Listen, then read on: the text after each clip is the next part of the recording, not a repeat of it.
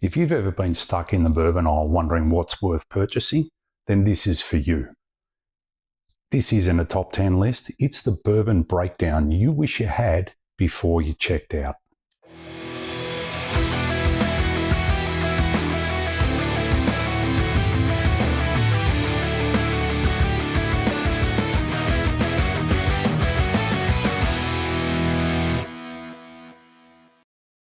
Howdy folks, welcome back to Birdman's Bar and Grill.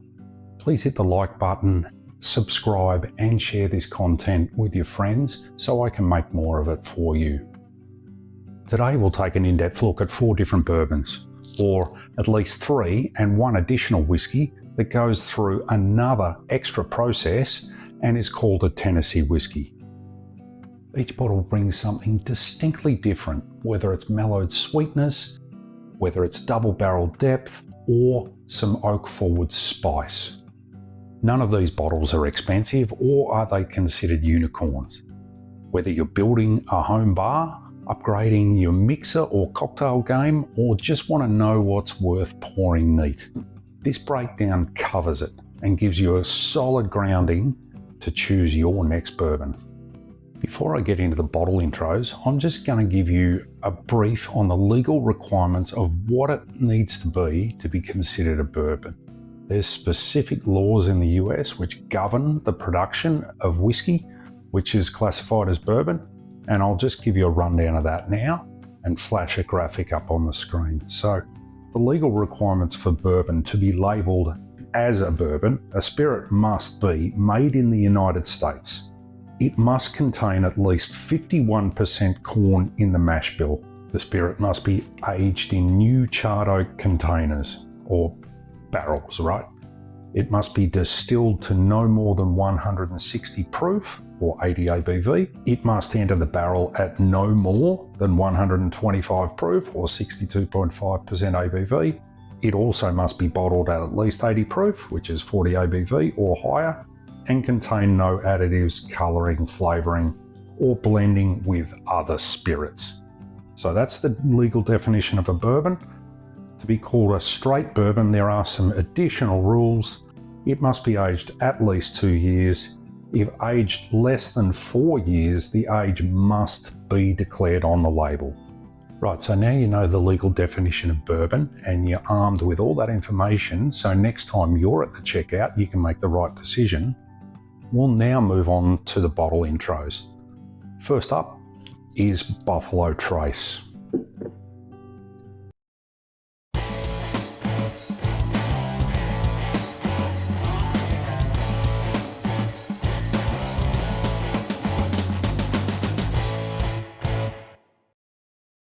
Now, Buffalo Trace is 40% ABV or 80 proof. It uses mash bill number 1 from the Buffalo Trace distillery, which is made up of 89% corn, 7% rye and 4% malted barley. Here in Australia, you can pick this up for between as low as maybe $55 a bottle up to the mid-60s. It's generally pretty stable at that price range, readily available at every store, so you shouldn't have any problem finding that one.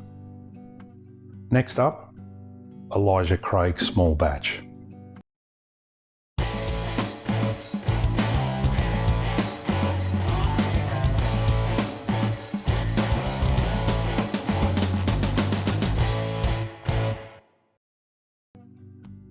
The Elijah Craig Small Batch is made by the Heaven Hill Distillery, which is also in Kentucky. It comes in at 47% ABV or 94 proof, has a mash bill of 78% corn, 12% rye and 10% malted barley. Now you can pick this one up for between 85 to, some stores might sting you up to $100 for this bottle, but it's generally readily available. Next up, Woodford Reserve Double Oaked.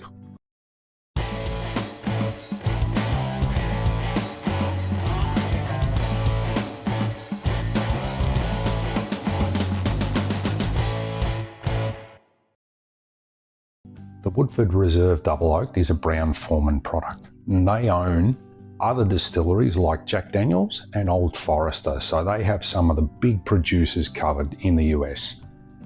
This one comes in at 43.2% ABV or 86.4 proof, and the mash bill is 72% corn, 18% rye and 10% malted barley.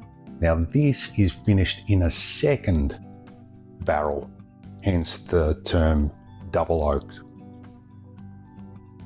On to the next. Last but not least is Gentleman Jack.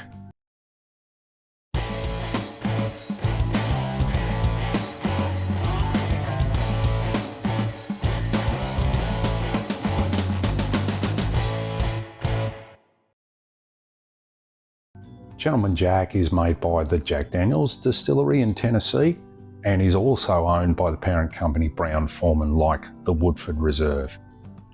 It comes in at 40% ABV or 80 proof.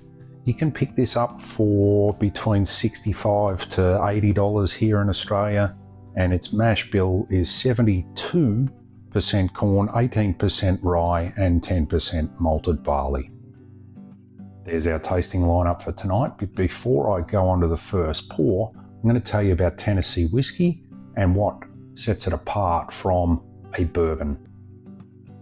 All right, I'm just going to post a graphic and some pictures up on screen while I talk you through this.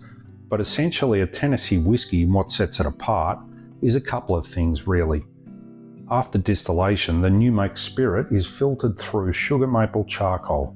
The charcoal is made by burning sugar maple wood, often on site at Jack Daniels, and they use ricks of maple which is ignited by their own high proof whiskey. Now this happens before the whiskey goes into barrels for aging. Tennessee law requires this process for whiskey labelled Tennessee whiskey. It's what legally distinguishes it from bourbon, even if the mash bill and the aging and the barrels are identical, which they generally are pretty close, right? So it's essentially a bourbon with another process over the top. Now this is also called the Lincoln County process because all of these Tennessee whiskey distilleries are located in Lincoln County. What impact does that have on the flavour of a Tennessee whiskey? Well, there's a smoother texture. It also mutes the spice, but it also delivers different types of flavours and esters which are not commonly present in bourbon. So if you've ever had that banana or clove sort of taste from a Jack Daniels, that's as a result of that Lincoln County process or that Tennessee whiskey extra process of charcoal filtration. One last fun fact before we get into tasting the whiskies. You may have noticed there's two different ways that whiskey is spelt. Now, the bulk of the whiskey world spells whiskey W-H-I-S-K-Y, but in Ireland and in Tennessee, they add an E, which is W-H-I-S-K-E-Y. That's a nod to the Irish heritage, is my understanding. So all Tennessee whiskies are generally spelt with an E, whereas the rest of the world, other than Ireland, is just without the E. Okay, we're going to start with Buffalo Trace.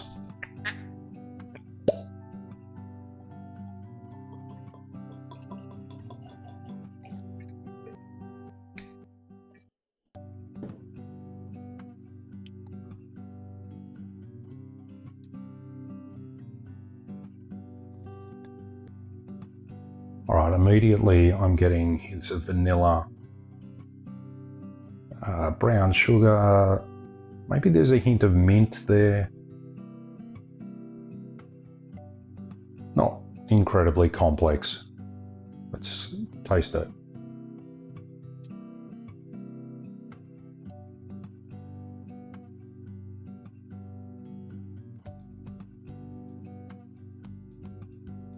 First whiskey for the night, so just let the palate open up a little bit. I think the second one will probably tell me a little bit more.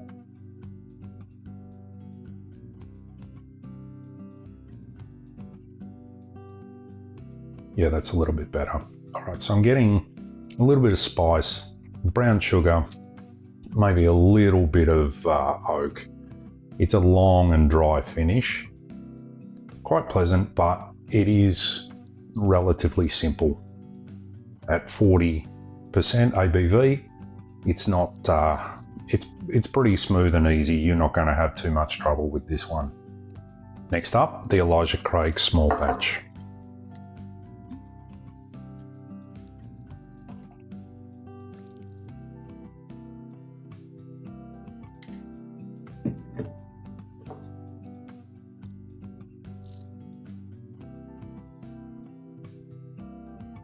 Yeah, so I'm getting similar notes to the Buffalo Trace, but maybe just a little bit more intense.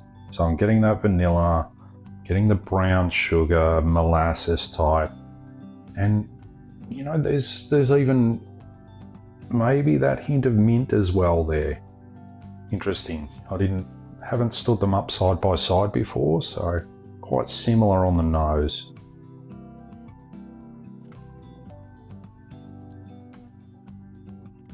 Okay, so that's different on the palate. So this is a lot warmer. It's going to be with the extra proof. There's a little bit of spice there.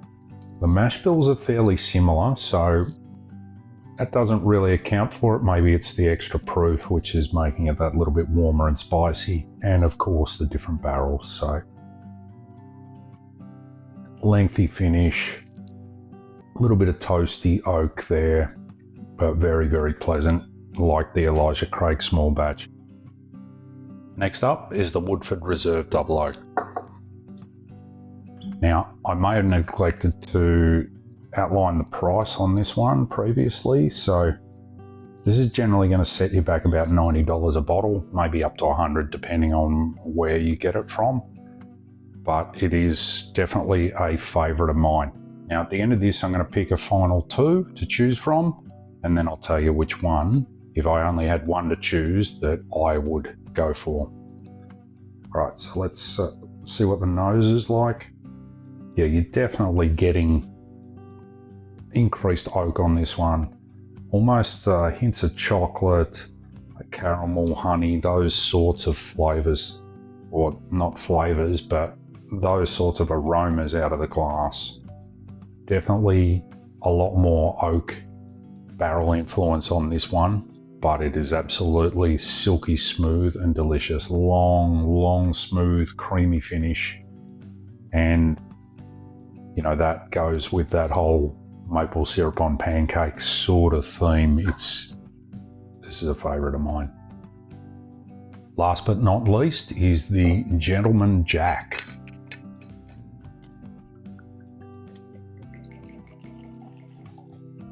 Fresh bottle crack for this one. Haven't had the Gentleman Jack in a while. I am a big Jack Daniel's fan, as you probably noticed. There's a lot of their product here. Haven't had the Gentleman Jack. They used to have this at 90 proof, but they knocked it down probably 6-7 years ago to just the 80 proof or 40 ABV. I think, yeah, right away I'm getting that banana sort of smell there, which is uniquely Jack Daniel's. But it's just very subtle. I'm still getting honey, brown sugar, vanilla, very similar to bourbon, but it does have that extra little twang, that hint of that banana clove sort of smell. Almost like for those of you who drink beer, the German wheat beer, that smell, there's a little hint of that in this.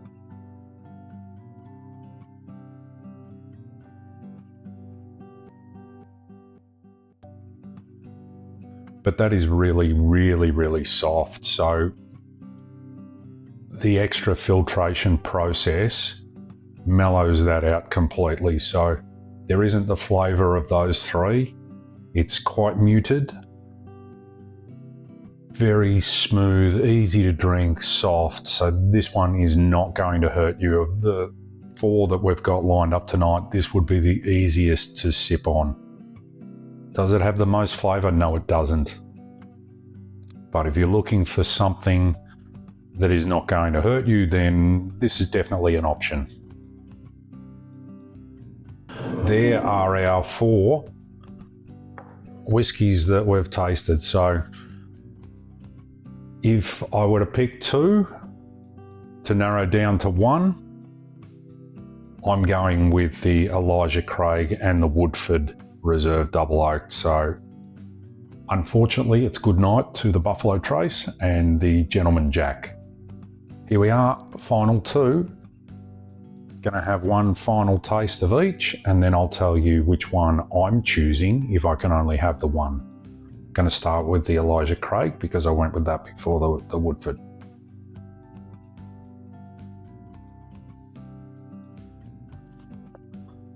So back in again, definitely getting that vanilla bean and the fruit. Not so much getting the mint anymore.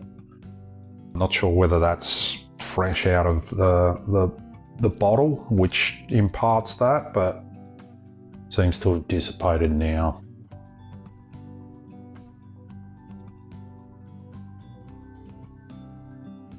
Yep, really good. Daily drinker, both of these for me. Not having one every day, but it's one that I would go to regularly. All right, back to the Woodford. Yeah, we've got the caramel, we've got the oak. You definitely smell it on the nose, the oak.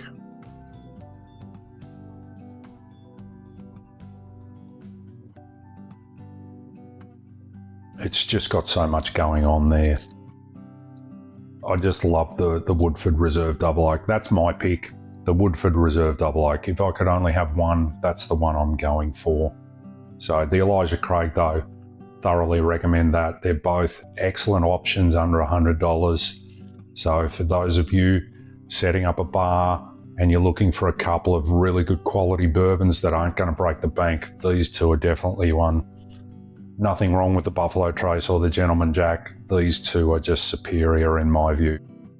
All right, in summing up, this episode breaks down 3 bourbons and 1 Tennessee whiskey, their mash bills, their legal definition, and how each bottle fits into the general bourbon landscape. Now, before you get to the checkout, you know the specs, you know the law, you know how to read the labels, so that you make the right choice when you're buying your next bourbon. In closing, drop a comment with your favourite bottle of bourbon under $100. Let's try and build the ultimate lineup. Hit the like and subscribe and share this content with your friends. If you've learned something about bourbon, the law and mash bills, then maybe you can pass that on to somebody else who'll benefit as well.